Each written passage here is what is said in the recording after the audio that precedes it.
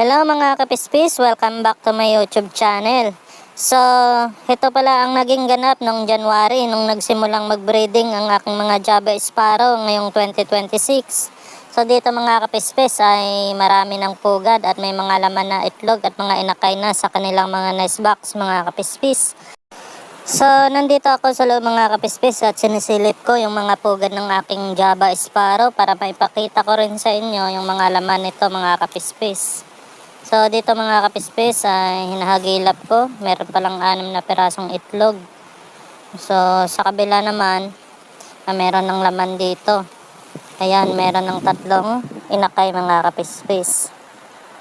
So, tinitingnan ko ito lagi mga kapispis after 2 to 3 days at titingnan ko ulit ng after 2 to 3 days ulit mga kapispis para ma-monitor ko kung pwede na bang lagyan ng mga leg band yung kanilang mga paa mga kapispis. So, dito naman sa kabila, ayan, malalaki na mga kapispis. 4 na peraso yung naging inakay nito.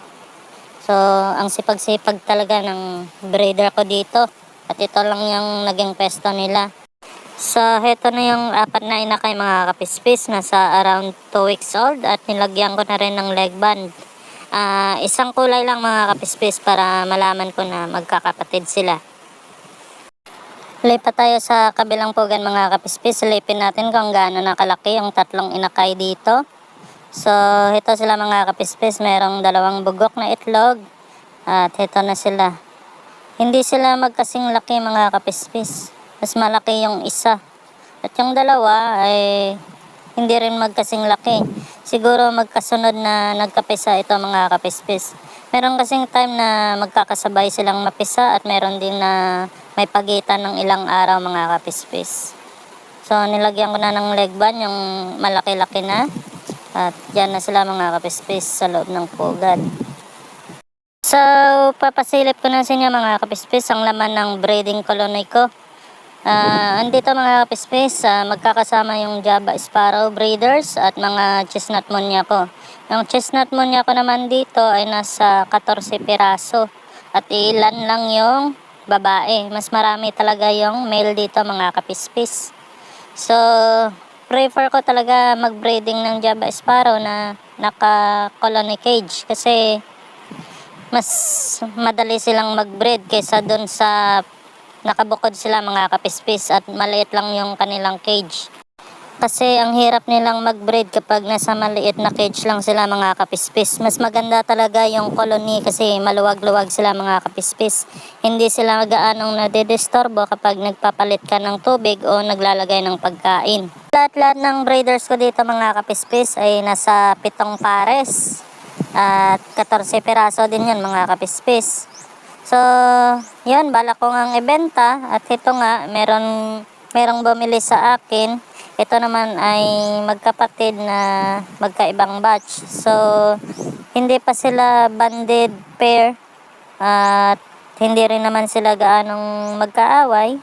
So, nag-decide ako na ibenta na lang ito mga kapispis. Nasa around 10 months old na sila mga kapispis. So, merong buyer na gustong bumili kaya pinagbigyan ko. Tsaka para mabawasan na rin ang alaga kong Java Sparrow kasi ang bilis nilang dumami. So, itong binenta ko na Java Sparrow mga kapispis ay confirm yung kanilang gender, male at female.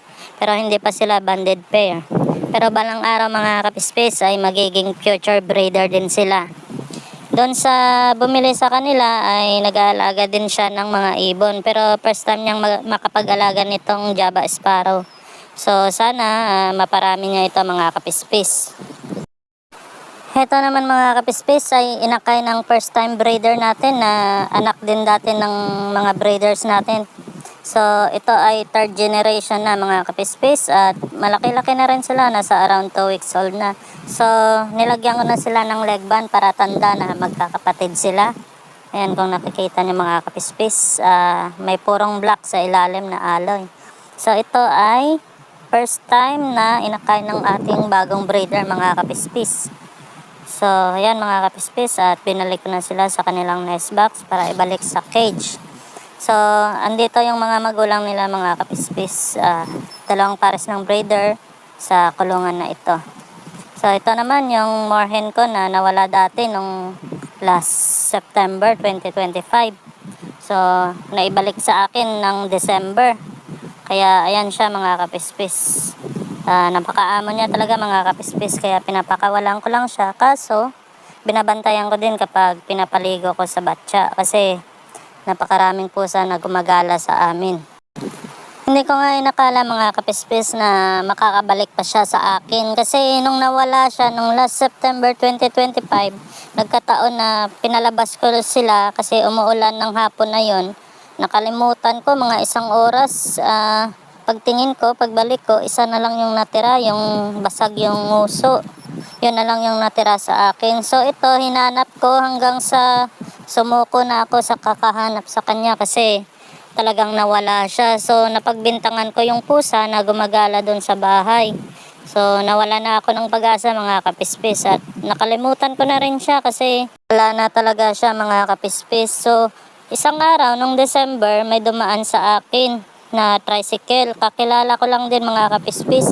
Nakita ko sa tricycle na nakasakay ito sa kulungan. Halos hindi siya nagwawala doon sa kulungan kaya umasa ako mga kapispis na baka siya yung nawawala kong moorhen. At hindi nga ako nagkamali mga kapispis nung tiningnan ko siya doon sa kakilala ko na kumuha nitong ibon. Binigay pala sa kanya ng kapitbahay namin at binawi ko siya mga kapispis. So yung tao na kumuha nito ay binigyan ko na lang ng Java Sparrow para swap na lang sa akin mga kapispis at maibalik itong moorhen ko.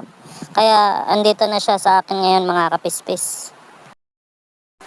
Heto na rin ang alaga kong mga zebra finches mga kapispis. 4 na piraso na lang yung natira sa akin. Kasi yung isa nakawala. Ang ganda pa naman ng station na yun mga kapispis. Kulay orange. So heto yung isa dito mga kapispis. Ayan yung black face.